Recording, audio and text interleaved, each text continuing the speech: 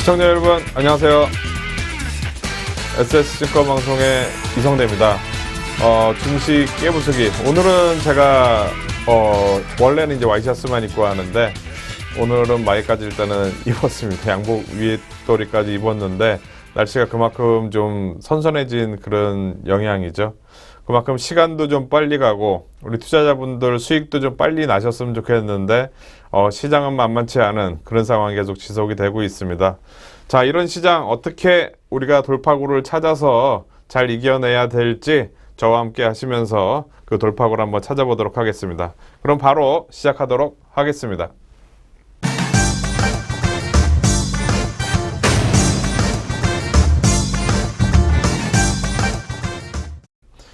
네, 이 시간 지수 깨부수기 시간입니다. 최근 지수 만만치 않습니다. 연속으로 계속 하락하는 그런 모습이 좀 나오고 있는데요. 투자 심리도가 10%예요. 투자 심리도가 10%라는 거는 열흘 중에 하루밖에 오르지 않고 지수가 계속 밀렸다. 물론 우리가 체감 지수로는 즉 뭐 종목들 가지고 계신 것들 뭐 그렇게 나쁘지 않을 수 있습니다. 왜냐하면 개별 종목들은 그렇게 나쁘진 않았으니까. 근데 지수는 계속 좀 안 좋았기 때문에 지수 관련주를 좀 중기적으로 이렇게 가져가시는 분들이라든가 그런 분들 같은 경우에는 상당히 좀 그 속상할 수 있는 그런 장이 지금이 아닌가 생각이 되는데, 저랑 한번 지수 어떻게 우리가 깨부숴서 이 지수를 이겨낼지, 그리고 즉 지수를 통해서 우리가 위기를 기회로 만들지 한번 저랑 같이 한번 얘기를 해보도록 하겠습니다. 자, 지수 방향을 결정짓는 핵심 포인트 몇 가지를 짚고 우리가 얘기를 해보도록 하겠는데요. 지금 현재 가장 중요한 거는 3분기 실적에 대한 이런 내용들이 시장에 가장 크게 영향을 미친다고 볼 수가 있을 것 같습니다. 즉 3분기 실적은 당장 우리가 닥친 그런 현실이죠. 실적 때문에, 실적이 만약에 안 좋게 나왔을 때는 종목들이 급락할 수도 있고, 실적이 좋게 나온다고 생각을 했을 때는 급등할 수도 있고, 그런 이제 모멘텀을 줄 수 있는 그런 시기가 이제 돌아왔다고 볼 수가 있겠는데요. 이 실적 시즌의 주요 포인트. 자, 실적 우려 때문에 요즘에 장이 상당히 안 좋은 거는 이런 실적 우려 때문에 하락하는 종목들이 상당히 많습니다. 이런 종목들이 저점이 어디서 형성이 되느냐, 이 부분이 가장 이제 핵심 포인트라고 보여져요. 왜냐하면 우리는 투자하는 입장이니까 뭐 내가 주식을 안 들고 있다 그러면은 빠지건 말건 상관없잖아요. 그죠? 근데 우리가 주식을 매매를 해서 기회를 잡아야 된다 하면은 이 저점이 어떤 패턴으로 형성이 되는지 우리가 잘 보고 타이밍을 잡아본다면 좋은 그런 기회를 한번 노릴 수 있지 않을까 생각이 되는데요. 예를 들어서 GS건설 있죠. 작년에 뭐 상당히 실적이 안 좋게 나와가지고 급락했던 종목. 그 종목이 시간이 지나고 나니까 저점 대비해서 많이 올라왔어요. 그 종목이 어떻게 저점이 나왔는지 한번 먼저 잠깐 보도록 하겠는데요. 자, 지금 보시면 그때 당시 한번 차트를 보면서 우리가 좀 보도록 하겠습니다. 작년도 실적이 상당히 안 좋았을 때 모습을 보시면 아주 가파른 하락이 계속 이어졌습니다. 그 2012년도 2월 달에 쌍봉 형태를 그리고 이제 이때 당시 11만 원대였거든요. 11만 원대에서 실적이 이제 안 좋다 보니까 계속 급락을 하면서 저점 라인대가 계속 깨지는 하락 추세가 계속 이어집니다. 많이 빠진 폭에 대해서 중간에 이제 반등도 나와요. 연속으로 많이 빠진 폭에 대해서 악재 노출. 그러고 나서 재차 상승. 여기서부터 여기 올라온 요 자리. 즉 이때 당시가 62,000원대에서부터 한 82,000원대까지 한 30% 가까이 일단 올라온 뭐 그런 상황이었죠. 그리고 최근에 작년에 2013년도 그때 당시에 5천억 넘는 그런 실적을 적자를 발표를 하고 나서 주가가 이렇게 급락하는, 우리가 지난번에 이제 그 뭐죠? 현대중공업 1조 원대 적자를 내고 나서 급락할 때처럼 이때 당시 이제 급락하는 이런 모습이 나왔습니다. 근데 이제 그 이후로 이제 한번 우리가 본다면 좀 긴 흐름상에서 이렇게 본다면 보시면은 이때 당시였는데 이때 실적이 안 좋다고 나와서 이렇게 급락을 했다가 주가는 이제 단기적으로 많이 빠진 폭에 대해서 올라왔지만 재차 다시 한번, 왜냐하면 하락 추세가 있기 때문에 한 번에 이제 돌아서는 경우는 그렇게 많지는 않죠. 그러다 보니까 연속으로 이제 하락하는 그런 모습이 나왔고, 요때를 좀 이제 확대해서 이렇게 본다면 제가 보여드리고 싶은 부분은 요 구간인데요. 그러니까 지금 보시면 이렇게 볼게요. 이 부분에서 이렇게 급락하고 나서, 그죠? 실적이 안 좋게 나와서 급락하고 나서 약간 올라왔다 추가적으로 다시 한번 더 저점이 깨지는 그런 모습이 나옵니다. 전저점 라인 때에서 한 10% 정도 더 빠지는 그런 모습이 나오고 나서 이때가 25,000원대거든요. 25,000원대고, 그리고 나서 이 고점 라인 때, 이 고점 라인 때가 4만 원이 넘습니다. 즉 25,000원짜리가 15,000원이 올랐어요. 그러니까 주가 상당히 많이 올랐죠. 40% 가까이가 여기서 올라온 그런 모습이 나왔는데, 악재 노출로 인해서 어느 정도 이제 바닥이 형성이 되는 거죠. 즉 요번에 이제 종목들 실적이 안 좋게 나온 종목들, 대부분 다 지난번 2분기 때 실적이 안 좋아서 올라왔던 종목들이 요번에 재차 다시 한번 밀릴 가능성이 있죠. 벌써 밀리는 종목들도 있고. 근데 그런 종목들이 저점 라인 때 잘 보시면 작게 이제 쌍바닥, 이게 이제 차트를 제가 좁혀놔서 이렇게 작게 나오지, 일봉상으로 보면은 거의 뭐 한 보름 가까이 옆으로 횡보를 하면서 저점 라인대가 이렇게 터닝하는, 단기적으로 터닝하는 요런 자리가 나옵니다. 그러면서 주가가 여기서부터 요 라인대까지 올랐는데요. 즉 무슨 얘기냐면, 우리가 요런 상황, 즉 지수가 좀 돌아서는 상황과 맞물려서 종목들의 실적 악재 노출이 나왔을 때 요런 상황을 노릴 수가 있는 거죠.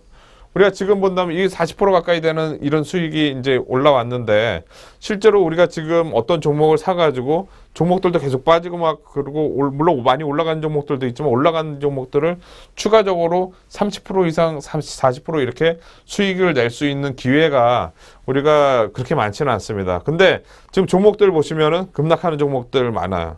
근데 그런 종목들이 이런 패턴으로 이제 올라갈 가능성이 있다는 거를 염두에 두고 즉 노림수를 갖는 거죠. 우리가 노림수를 갖고 한번 기다려 본다면 한번 이런 타임을 노릴 수 있다는 점 한번 먼저 좀 말씀을 드리고 시작을 해보겠는데요. 지금 이 실적 우려 때문에 하락하는 종목들이 저점 형성이 어떻게 되느냐.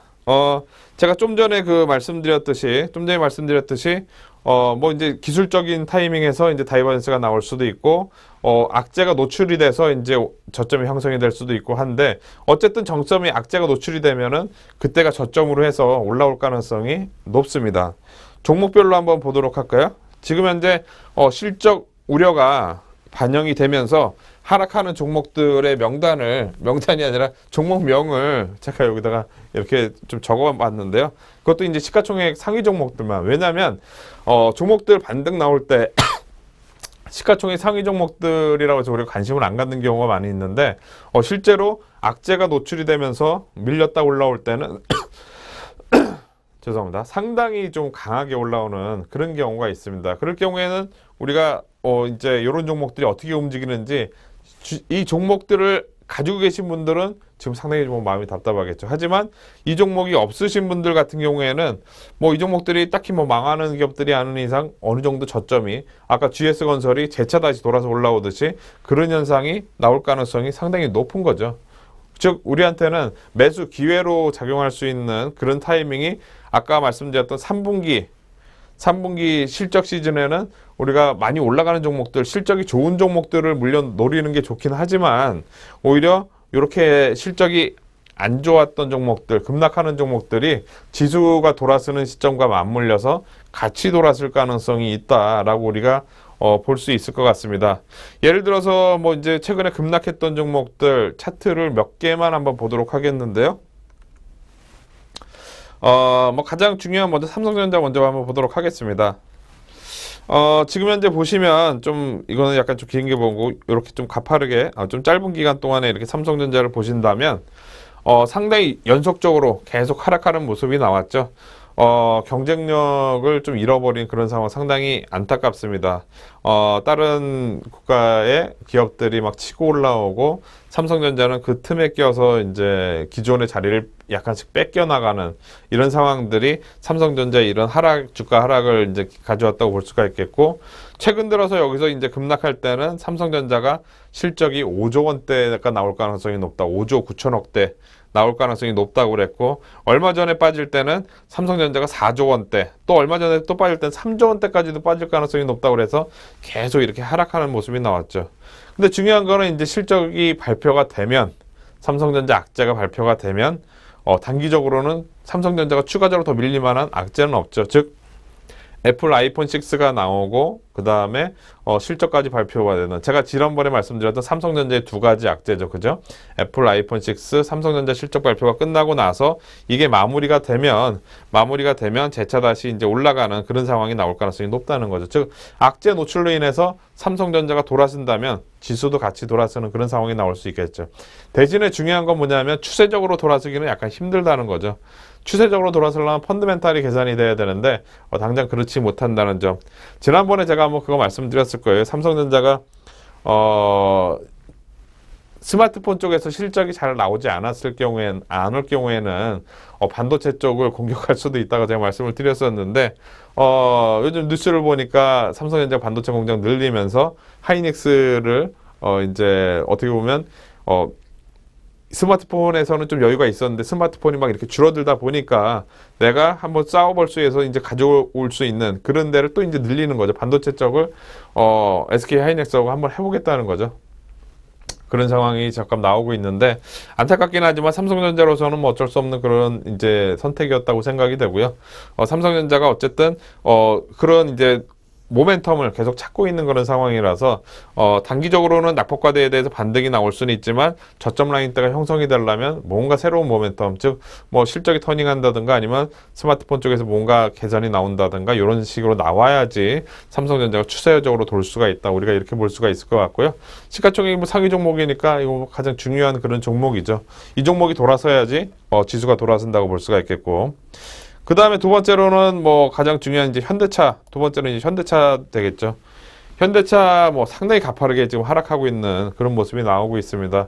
우리가 이 차트 흐름상으로 이렇게 보시면 옆으로 횡보할 때는 사람들이 잘 몰라요. 예를 들어서 약간 뒤로 돌려서 이렇게 보면은 옆으로 이렇게 횡보할 때는 이 정도만 돼도 그냥 옆으로 횡보하구나 이렇게 우리가 되잖아요. 그죠?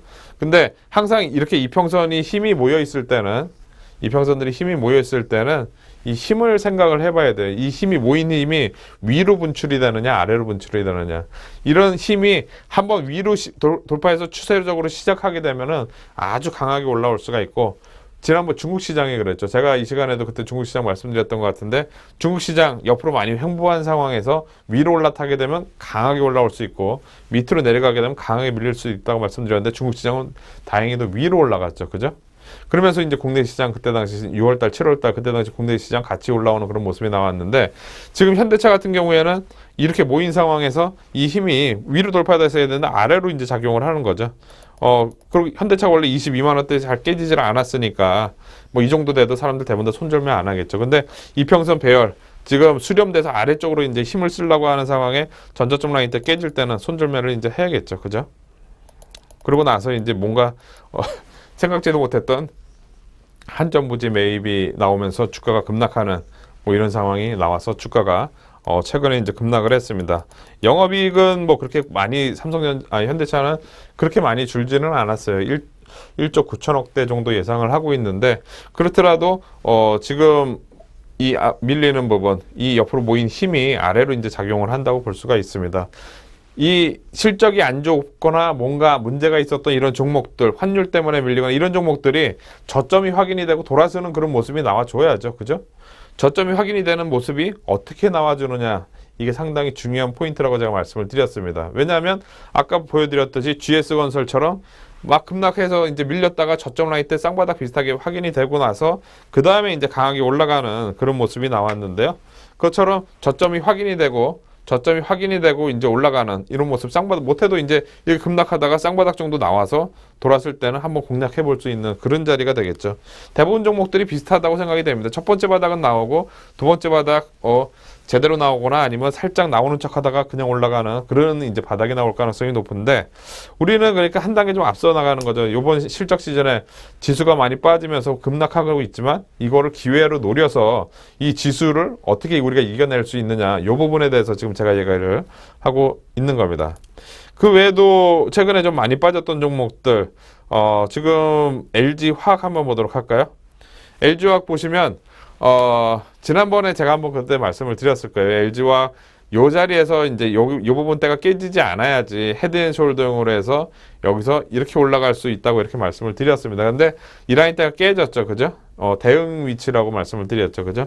여기 이평선들 다 수렴이 된 상황에서 위로 올라가면 모르겠는데, 지금 보시면 이평선들이 전부 다 수렴이 된 상황에서 아래로 내려가고 있죠. 이럴 경우에는 반등이 나와도 또 얻어맞는 그런 상황이 나오죠. 못해도 저점 라인대가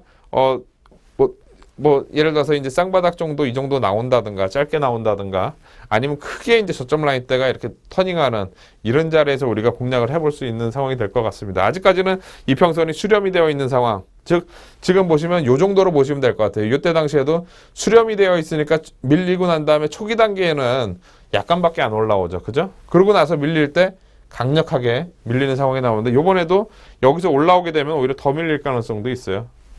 그래서 이런 종목들 아직 바닥을 안 쳤죠. 그렇게 되면 LG화학이나 뭐 시가총액이 이제 많이 낮아져서 좀 그렇긴 하지만 지수에 영향이 크게 없다고는 하지만, 그래도 우리가 3분기 실적을 발표하는 그런 관점에서 실적이 안 좋다고 해서 우려 때문에 이렇게 밀렸던 이런 종목들은 우리가 어떻게 움직이는지 꼭 봐야 됩니다. 왜냐하면 이때도 마찬가지죠.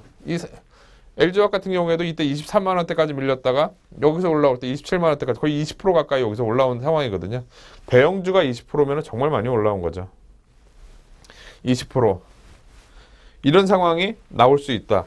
즉 우리가 타이밍을 원하는 거는 추세가 이제 전환되는 그런 자리를 우리가 좀 노린다고 일단 볼 수가 있겠는데요.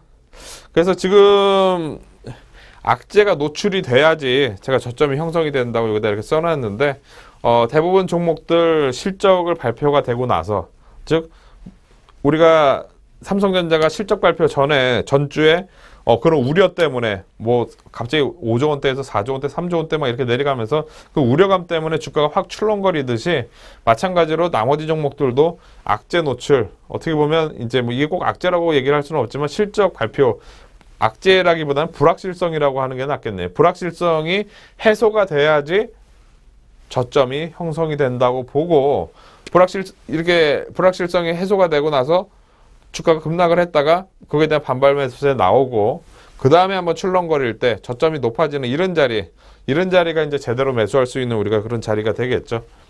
요런 자리에 한번 요번 타이밍에 요번 뭐 지수가 계속 밀린다고 불안해만 생각하지 마시고, 오히려 요런 기회를 노려서 우리가 어떻게 대응을 하겠다 마음속으로 생각을 하고 있으면은 실제로 그런 상황이 왔을 때 액션이 나가요. 근데 이거를 한번 이렇게 출렁거리다가 또 밀리잖아요. 그러면 이때는 자포자기하는 그런 경우가 상당히 많습니다. 왜냐하면 여기서 이제 겨우 좀 올라가나 했는데 또 밀리면은 아예 이제 손이 안 나가요. 약간 올라오고 이렇게 밀리게 되면 불안하니까. 근데 실제로적으로 저점은 대부분 다 이런 자리에서, 저점이 높아지는 이런 자리에서 나오거든요. 이거를 꼭 기억을 하셔야 됩니다.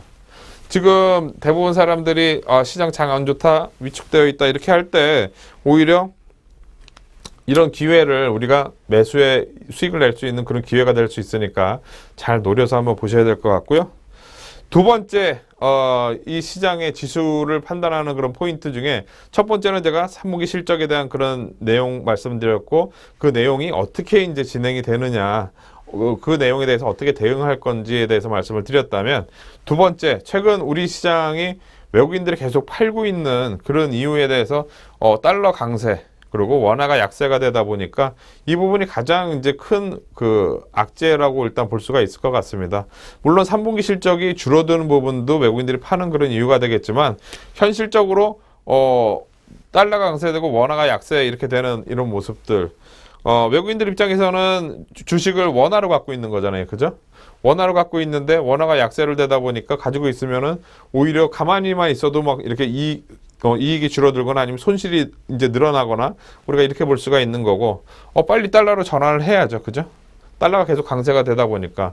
왜냐하면은 우리가 금리 인상 시기가 점점 더 이제 앞당겨질 가능성이 상당히 높아졌죠. 미국에서 고용 지표가 상당히 좋게 나오면서 자신감을 보여줬어요. 즉, 미국이 내년에 이제 금리 인상을 하더라도 미국은 어느 정도 체력을 지금 가지고 있다라는 거를 고용 지표에서 이제 명확하게 보여줬던 것 같습니다. 2008년도 때 수준으로, 금융위기 이전 수준으로 고용이 상당히 호조가 되는 그런 모습이 나오다 보니까, 금리 인상 시기가 좀 더 앞당겨질 가능성이 상당히 높은 거죠. 그러면 금리 인상 시기가 앞당겨질 거에 대한 그런 우려감이 나오면서 달러 강세가 되는 겁니다. 우리가 얼마 전에 그 미국의 이제 FOMC 회의에서 초저금리를 상당 기간 유지를 하겠다. 지난 9월 달에 그런 발언을 했었죠. 그러면서 시장이 좀 안정이 되는 듯 했지만 오히려 밀리고 달러 가치는 미리 올라가는 막 그런 상황이 나옵니다. 즉, 어차피 금리 인상은 할 건데 내년 뭐 상반기는 6월 달 이후에 한다고 그래도 이제 개월수로는 8개월, 9개월 정도밖에 남지는 않았거든요. 그러면 어차피 할 거라면은 어차피 달러가 강세가 된다 그러면 이미 미리 사들어가려고 하는 그런 사람들이 있는 거죠. 초기 단계에 이제 달러 강세가 나오고 있는 그런 모습이라고 볼 수가 있겠고, 그거에 대한 우려감 때문에 원화가 계속 약세를 보이는 그런 상황이 나오고 있습니다. 우리가 기존에는 막 원화가 최근에 강세가 되다 보니까 원화 약세되기 전에 원화가 막 1,000원대 깨지는 거 아니냐, 우리가 이런 우려도 좀 있었습니다. 근데 실제로는 달러가 너무 빨리 강세가 되다 보니까 원화가 약세로 됐는데, 그때 당시에 그런 원화 강세 때문에 밀렸던 자동차주라든가 뭐 기타 수출에 가장 큰 영향을 받는 그런 기업들이 그때 당시에 이제 주가는 밀렸었는데, 오히려 달러가 강세가 되면은 이제 올라와야 되잖아요. 원화 약세니까 올라가야 되는데 올라가지를 않고 올라가는 동안 한다고 하다가 악재에 나와가지고 현대차 같은 경우에 더 밀리고 막 이런 상황이 나오죠. 그죠? 여기서 터지고 저기서 터지고 계속 터지고 있는 그런 상황입니다. 상당히 그 불안한 그러니까 억울한 그런 상황이 이제 계속 나온다고 볼 수가 있을 것 같은데, 이런, 어쨌든 이제 시장에서 이겨내야죠. 그죠? 우리가 달러가 계속 강세가 이제 원화가 이렇게 올라가죠. 원화가 이렇게 올라가는 게 약세죠. 그죠? 올라가더라도, 이제, 언젠가는 꺾이겠죠. 그죠? 재차 꺾이는 그런 상황이 나올 거고, 달러 강세도 분명히 한번 꺾이는 그런 상황이 10월 달 중에는 한번 나오지 않을까 생각이 됩니다. 그렇게 되면, 그런 부분이 변곡점이 나와야지. 즉, 변곡점이 나와야지 우리가 외국인들이 매수로 전환될 수 있는, 즉 외국인들 매도를 멈추는 그런 상황이 나올 수 있을 것 같습니다. 우리 시장은 이전에도 말씀드렸지만 이 추세를 결정하고 막 그런 거는 대부분 다 외국인의 영향력이 크죠. 기관들 같은 경우에는 뭐 매수를 해봐야 그냥 지수가 이제 많이 빠져서 저평가되어 있거나 그럴 때 뭐 싼 맛에 이렇게 매수를 하지, 기관들이 사가지고 이렇게 막 올려가지고 이렇게 공격적으로 이렇게 매수를 하지는 않잖아요. 그죠? 외국인들은 이렇게 매수를 하지만 기관들은 방어적으로 일단 하기 때문에 외국인들 동향이 가장 중요합니다. 그러니까 외국인들이 주식을 살 만한 여건이 되느냐가 가장 이 시장의 지수가 지수가 밀리는데 터닝할 수 있는 이런 핵심 포인트가 일단 될 수가 있습니다. 즉 외국인들이 살 만한 여건이 되냐, 달러 강세가 일단 좀 멈춰주는 그런 상황이 나오던가, 그런 상황이 나와야지 국내 시장은 좀 안정이 되는, 지수가 좀 급반등이 나올 수 있는 상황이 되지, 만약에 달러가 강세가 계속되는 상황에서 우리 시장이 많이 빠졌다고 올라오게 되면은 이게 계속 진행이 되니까 이럴 때마다 더 때리는 거죠. 때린다기보다는 더 파는 거죠. 제가 지난번 그 추세 그거 말씀을 드렸을 거예요. 미국 시장이 올라도 국내 시장이 밀리는 경우가 있습니다. 미국 시장이 올라도 국내 시장이 밀리는 경우가 있어요. 제가 이제 선물에서 그 부분에서 말씀을 드릴 건데요. 선물 추세가 시장의 핵심이라고 제가 항상 말씀을 드리죠. 우리 시장이 거래대금 규모가 워낙 적다 보니까 이 선물 흐름이 이제 시장의 방향을 결정짓는다고 말씀을 드릴 수가 있는데, 이게 오늘까지 이제 선물 흐름인데 보시면 제가 상승 추세에서는 프로그램 매수가 들어오고 하락 추세에서는 프로그램 매도가 나올 가능성이 높다고 말씀을 드렸는데, 이런 구간에서 프로그램 매수가 들어왔지만 실제로 이렇게 급락하면서 이런 자리에서는 저점 라인 때가 추세가 계속 하락하는 하락 추세죠. 그죠? 저점이 높아져야 되는데 중간에 이제 이런 자리에서 돌아서는 듯 하다가 여기서 이제 돌파를 해야 되는데 이 자리 깨질 때 이런 자리에서는 매도로 일단 전환이 돼야죠. 재차 하락이니까. 저점이 계속 깨지니까 외국인들 이 흐름 자체가 외국인들의 방향이나 마찬가지예요. 이 시장을 움직이고 있는 사람들이 계속 누르겠다는 거죠. 그러다 보니까 지수가 제대로 올라가지 못하는 상황이 나왔고, 이런 상황일 경우에는 미국 시장이 올라도 아침 시초가는 좋았다가 마이너스로 끝나는 경우도 많고, 이게 이제 하락 추세이기 때문에 이렇게 되는 경우가 상당히 많습니다. 그래서 지금 현재로서는 외국인들 방향이 상당히 중요하다. 즉 외국인들의 마음을 돌릴 수 있는 선물 추세. 선물 추세가 아니죠. 외국인들의 방향을 돌릴 수 있는 환율, 원화가 재차 다시 이제 강세로 좀 전환되는 그런 모습이 나와줘야지 우리가 시장이 같이 이제 좀 안정이 된다고 볼 수가 있겠고요. 일단 원달러 환율만 마지막으로 보고 지수계 분석이 마치도록 하겠는데요. 지금 원달러 환율 지금 보시면 계속 이제 높아지는, 강력하게 올라가는 그런 모습이 나오고 있죠. 그죠? 지금 저점 라인대가 7월 4일 날 1,008원.4원이었어요. 근데 지금 저점 라인대가 요번에 9월 달에는 이거보다 높아졌죠. 그죠? 높아지는 저점 라인대가 계속 낮아지다가 언젠가 분명히 이제 깨지는, 이때 쌍봉, 이 정도 쌍봉에서 깨지면은 깨져야 되는데, 즉 강세를 보여야 되는데 깨지지 않고 저점 라인대가 높아졌죠. 이런 자리에서 올라타기 시작을 하게 되면 판단할 수 있는 겁니다. 추세가 이제 전환된다고. 그러면은 지금 이렇게 강력하게 올라오고 있는데 이게 어디까지 멈출까? 주봉 차트를 보면은 명확하게 좀 알 수 있을 것 같습니다. 주봉 차트를 좀 짧게 놓고 이렇게 좀 보도록 하겠는데요. 지금 현재 보시면 주봉의 이제 하락 추세가 이제 좀 나오죠. 하락 추세 고점 라인대를 잇는 선을 한번 그어보도록 하겠는데요. 원달러 환율 이렇게 그어보면은 지금 현재 뭐 요 정도 살짝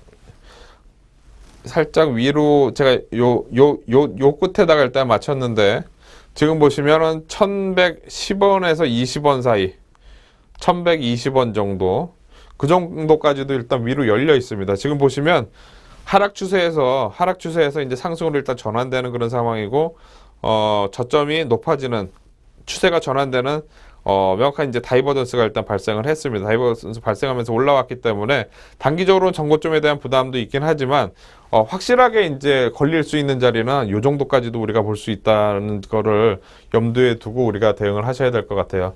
우리가 아까 하락 추세에 있는 종목들, 뭐 GS건설이나 그런 종목들 아까 많이 빠졌다가 이런 과정이 나온다고 말씀을 드렸잖아요. 그죠?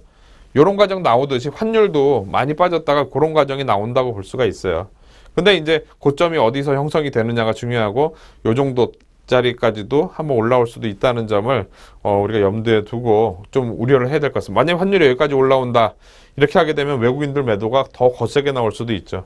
즉 이 과정, 환율이 여기까지 이렇게 올라오는 과정에서는 외국인들 매도가 계속 나올 수 있으니까 그 부분은 분명히 주의해서 좀 지켜봐야 될 것 같고요. 뭐 우리가 이제 매매하기 쉬운 그런 여건은 아니에요.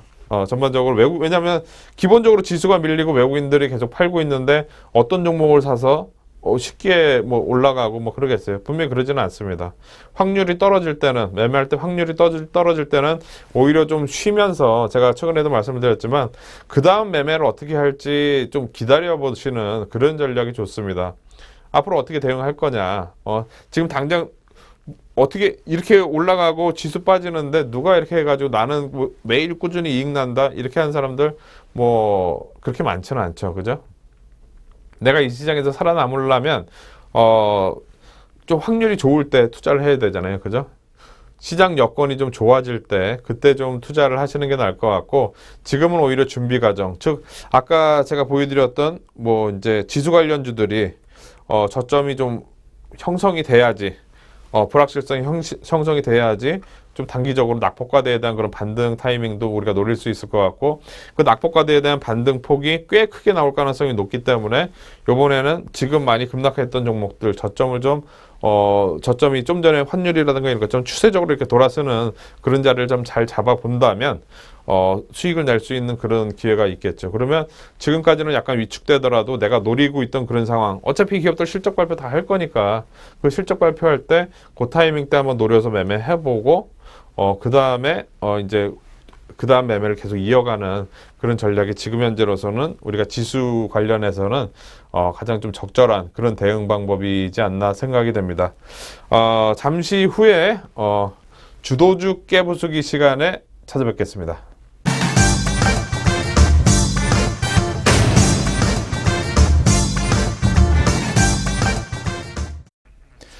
네, 이 시간 주도주 깨부수기 시간입니다. 최근에 종목들 많이 급락하고 있죠. 지난번 말씀드렸듯이, 주도주들, 뭐 이렇게 강하게 올라가는 종목들은 5일선 깨지면 그냥 이익 실현하고 나중에 다시 보자고 말씀을 드렸었는데요. 어떻게 잘 대응을 하셨는지 모르겠습니다. 오늘 이 시간에는 종목에 대해서 보는 것보다 어떻게 하면 주식을 좀 싸게 살 수 있는지 그 부분에 대해서 말씀을 좀 드려보도록 하겠습니다. 즉 우리가 좀 전 지수 깨부수기 시간에 말씀을 드렸듯이 종목들이 막 급락하고 있어요. 그죠? 급락하고 있는데 이런 종목들을 어떻게 내가 저점에 잘 살 수 있을까? 이 부분에 대해서 한번 얘기를 해보도록 하겠는데요. 지금 저가 매수 타이밍 잡기라고 해서 이렇게 써놨습니다. 우리가 기본은 제가 항상 말씀드렸지만 종목들 추세 기본은 이거예요. 이 차트 흐름대에서만 잘 대응을 하면은 우리가 타이밍을 잡아낼 수 있습니다. 지금 보시면 지금 막 급락하고 있는 종목들 아까 보여드렸던 그런 현대차나 뭐 롯데케미칼이라든가 뭐 삼성 SDI라든가 뭐 대형주들이 막 급락하잖아요. 그죠? 그런 종목들은 지금 이 구간에 있는 거죠. 아까 현대차도 자세하게 보여드렸지만 옆으로 이렇게 횡보하는 구간이 나오다가 추세가 깨지고 나서 하락하고 이렇게 이제 이 과정에 있는 종목들이 많이 있습니다. 즉 추세적으로 관점에서 보면 알 수가 있는데요. 그럼 이 과정에서 우리가 타이밍을 어떻게 잡느냐? 아까 말씀드렸듯이 저점 라인대가 이렇게 이거보다 이렇게 높아지는 이런 자리가 있어요. 높아지는 자리에서 이제 대응이 필요한 겁니다. 여기서 이제 매수를 했을 때 이게 돌파가 되면은 이제 그때부터 기다리는 거예요. 왜냐하면 추세가 시작이 돼서 밀리도 올라가고 이렇게 될 가능성이 높거든요. 아까 보여드렸던 GS건설도 단기적으로 반등이 나올 때 저점 라인대가 이렇게 높아지는 이런 자리가 나오고 나서 그 다음에 이제 위로 돌아섰습니다. 즉, 우리가 지금 이 종목이 어떤 구간이냐, 상승 추세 이 구간이냐, 하락 추세 이런 구간이냐, 이거를 이제 보실 줄 알아야 돼요. 기업의 실적이 막 최정점에 달았을 때, 이런 자리가 나오죠. 그죠? 그러고 나서, 그 다음에 이제 조금씩 감소하면서 하락하고 실적이 감소하는 그런 구간. 그리고 실적이 감소했다가 재차 이제 좋아지려고 하는 구간에 이런 구간들이 나오죠. 그죠? 그럼 우리가 가장 저점에 살 수 있는 구간은 이런 구간이라고 볼 수가 있습니다. 이런 구간에서 아까 말씀드렸던 지금 3분기 실적을 발표하고 있는 이런 시점에 이 자리가 나오는 종목들이 꽤 많을 가능성이 높아요. 왜냐하면은 예를 들어 조선주 같은 경우에도 지난 2분기 실적이 안 좋았단 말이에요.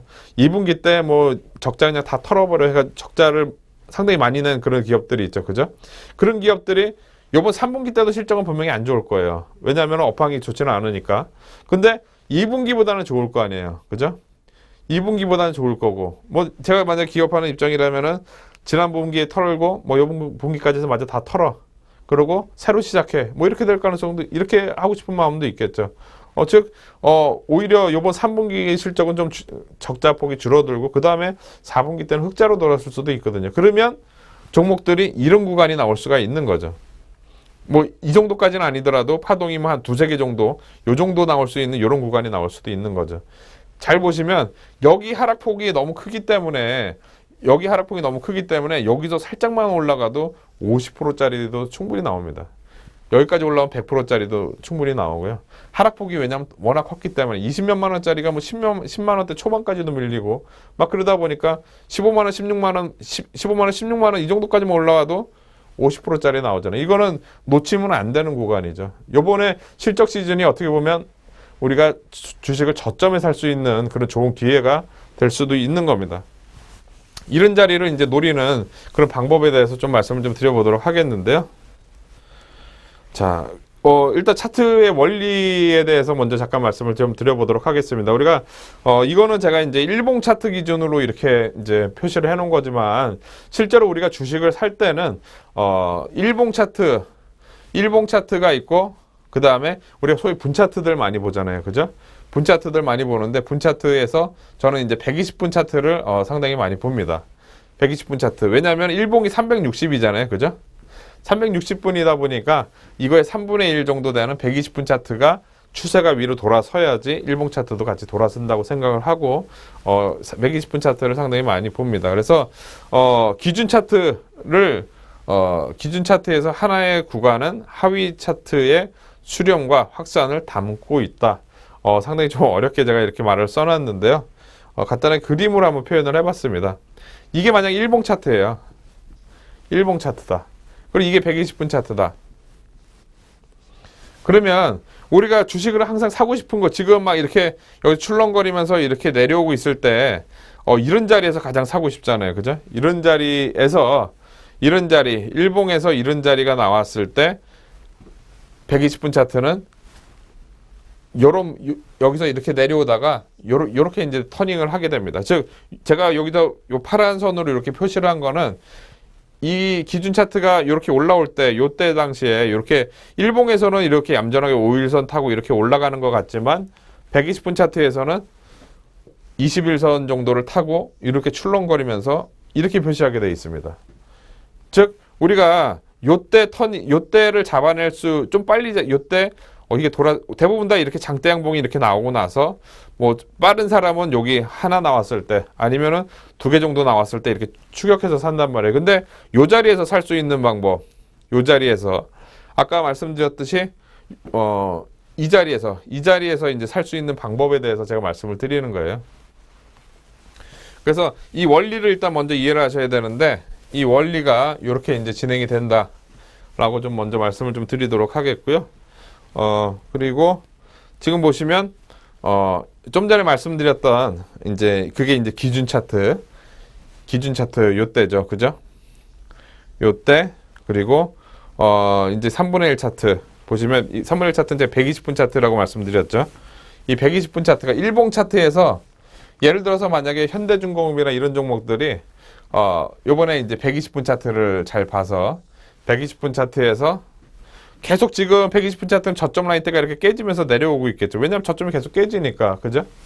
저점이 깨지면서 이렇게 내려가는데 이 120분 자체가 먼저 저점 라인 때가 터닝하는 이런 자리가 나오는 시점, 이런 자리가 이제 우리가 공략을 하고 할 수 있는 그런 자리입니다. 즉 이 자리가 저점이 낮아지다가 저점이 높아지고 이런 자리에서 매수를 했을 때 이 전저점 라인 때를 손절 가격으로 놓고 빠져서 이제 터닝한다 싶을 때 이런 자리에서 매수를 하는 거죠.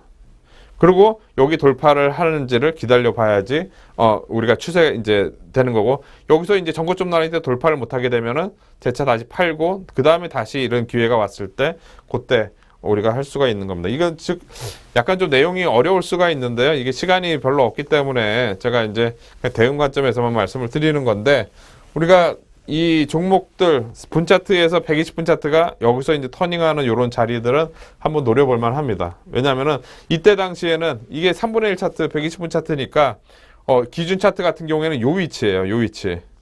딱 요 위치에서 120분 차트는 먼저 이제 신호가 나오는 겁니다. 저점이 터닝하려고 신호가 나오고 있는 거고, 그래서 여기가 이제 터닝하게 되면 보통 이제 이렇게 하락할 때 주가는 하락하는데 보조지표는 터닝하는 이제 다이버전스가 요 자리에서 나옵니다.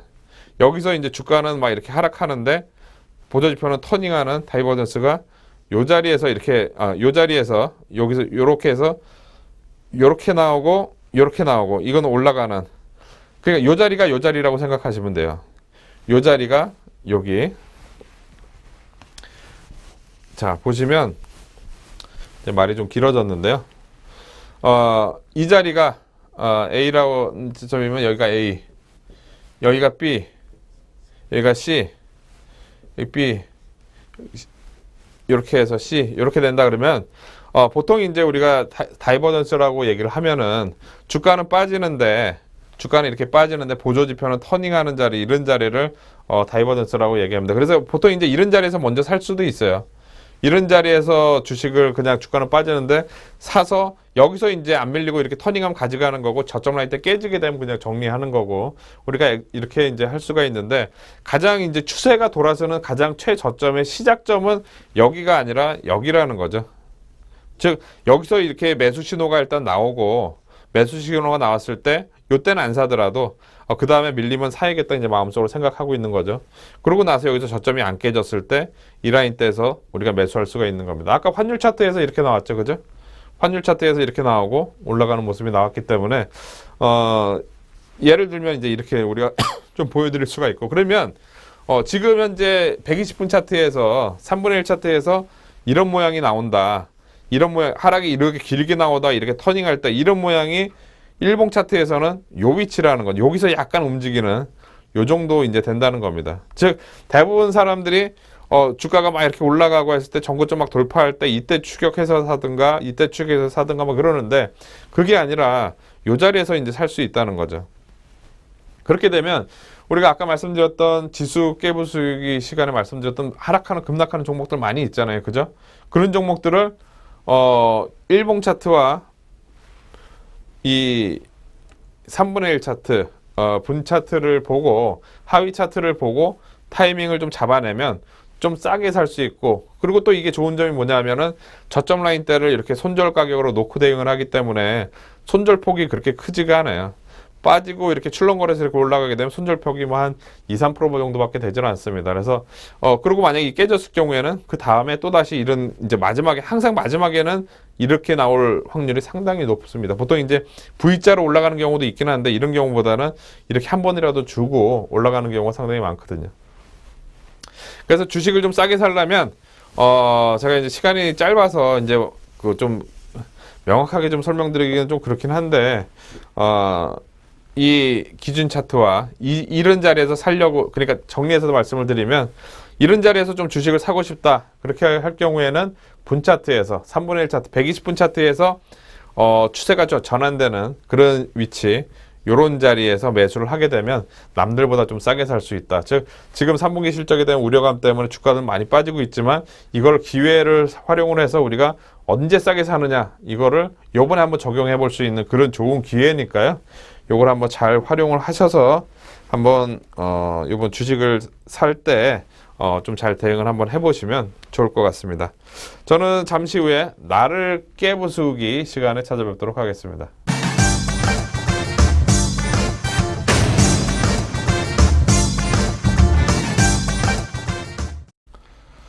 자, 나를 깨부수기 시간입니다.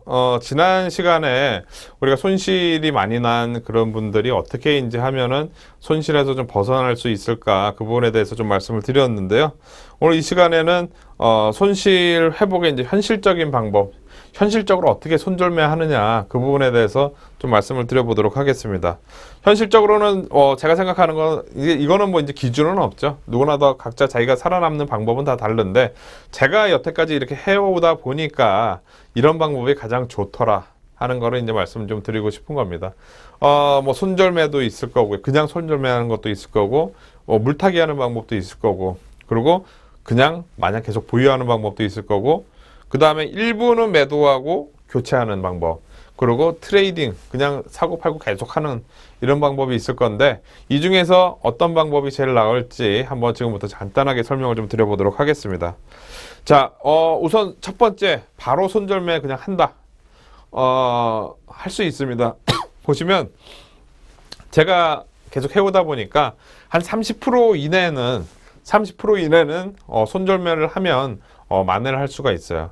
근데 30% 이상 넘어가게 되면 그 다음에 이제 만회가 상당히 좀 힘들어집니다. 시간도 길어지고 어떻게 보면 이걸 만회하기 위해서 추가적인 자금이라든가 이런 것도 필요한 그런 상황이 되는데 만약에 1억을 가지고 매매를 하는데 7천만 원이 됐다 그랬을 경우에는 어느 정도 시간은 좀 필요하겠지만은 안정적으로 좀 만회할 수 있는 그런 기회를 우리가 잡아볼 수 있지 않을까 생각이 됩니다. 그래서 손절매 했을 때는 항상 30% 이내 마지노선이라고 생각하고 하시면 될 것 같아요.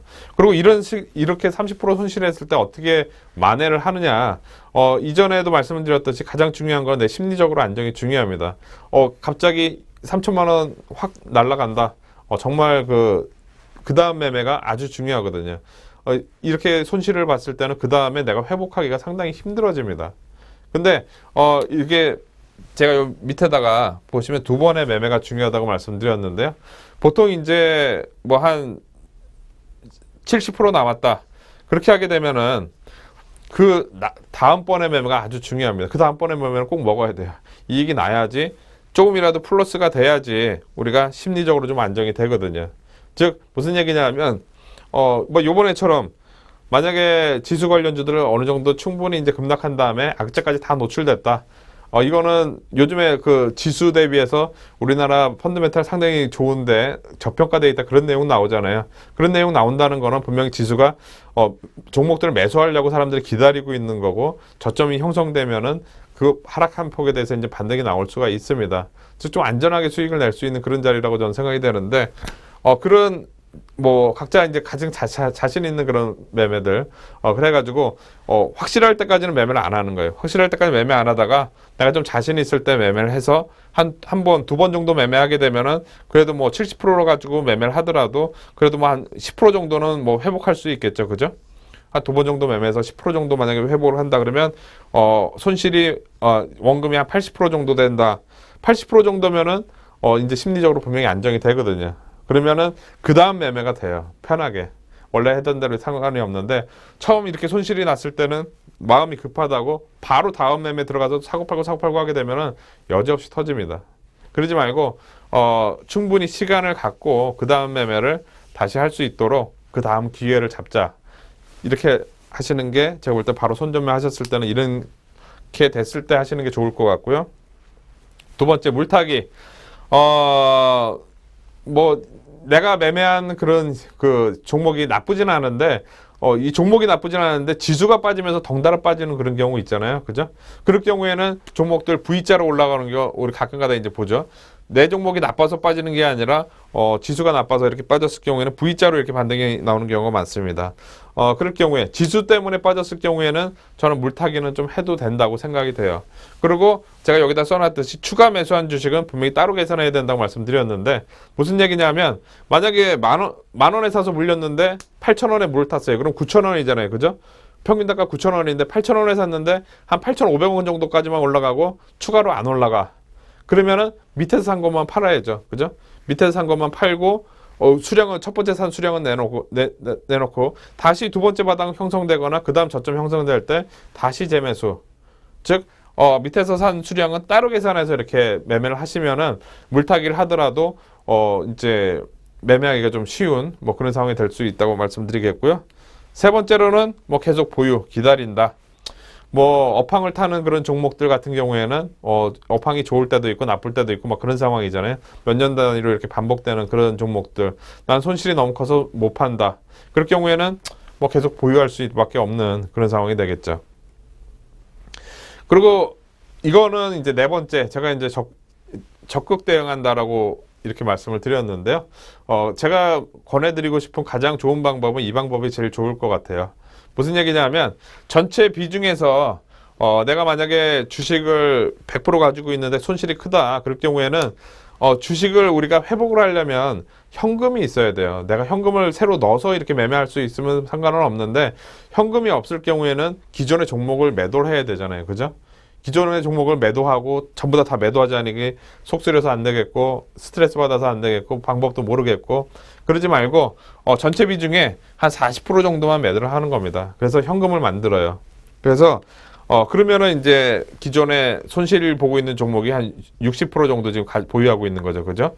현금 40% 정도 가지고 있고, 그렇게 하게 되면 이 40%를 가지고 다른 종목을 이제 좀 매매를 합니다. 그래서 안정적으로 매매를 해야겠죠, 그죠? 이때 매매할 때는 이 주식은 이제 그대로 갖고 있으니까 여기서 이익이 난 만큼, 여기서 손실이 난 만큼 같이 이제 팔고 나오는 이 전략을 좀 말씀을 드리고 싶어요. 제가 에너지 충전소 시간에도 좀 여러 번 말씀을 드렸던 것 같은데, 이 방법이 상대적으로는 심리적으로 좀 안정될 수 있고 적극적으로 대응하는 그런 방법일 수가 있습니다.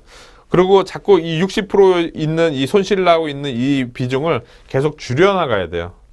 내가 보유하고 있는 손실이 난 이 종목을 계속 늘려나가게 되면 어차피 손실이 났다는 건 이 종목 분명히 안 좋다는 얘기거든요. 근데 그 종목을 뭐 추가적으로 더 산다든가 이렇게 해서 늘리는 건 좋긴 한데, 여태까지 밀릴 그 정도였으면은 안 좋은데, 그거를 계속 이제 늘리면 안 되는 거거든요. 오히려 줄여나가는 전략, 그리고 이거를 매매를 해서 남는 만큼 같이 팔고 나가는 전략.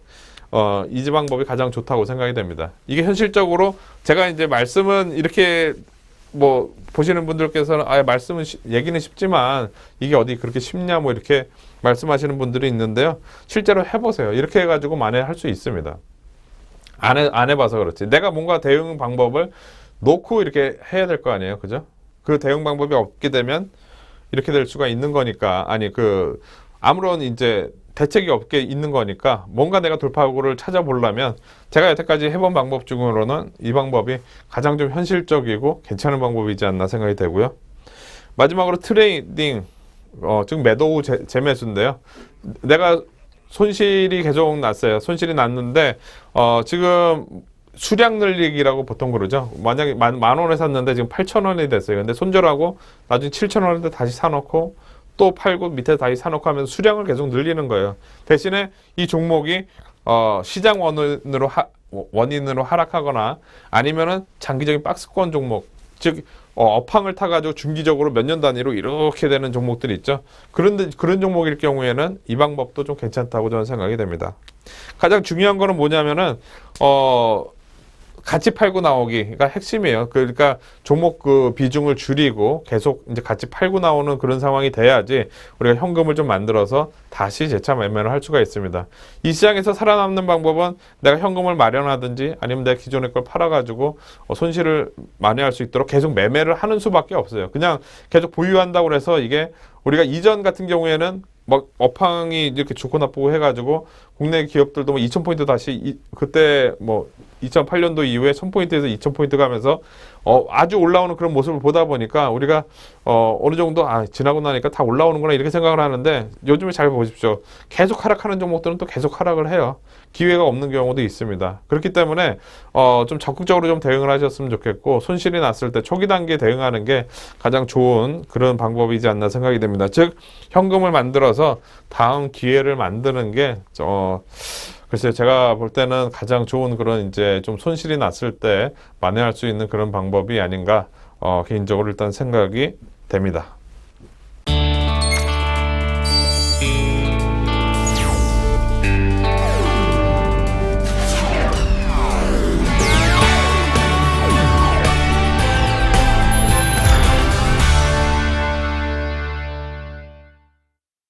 네, 주식 투자하기가 쉽지가 않죠. 이전 같은 경우에는 미국 시장이 올라가면 우리 시장도 같이 쫓아 올라가고 그래서 뭐 사고 팔고 이렇게 하기 쉬웠는데 요즘엔 미국 시장이 올라가도 오히려 밀리는 그런 시장이 되다 보니까 뭔가 생각할 게 많아지는 뭐 그런 시장인 것 같습니다. 근데 이런 시장일수록 더 우리가 살아남아야지 좋은 장을 맞이할 수가 있고 좋은 장에서는 또 수익을 낼 수가 있거든요. 그러니까 너무 힘들어하지 마시고 이 시장 꼭 이겨내실 수 있도록 포기하지 말고 도전하시는 그런 자세로 투자하셨으면 좋겠습니다. 저는 다음 이 시간에 찾아뵙도록 하겠습니다. 감사합니다.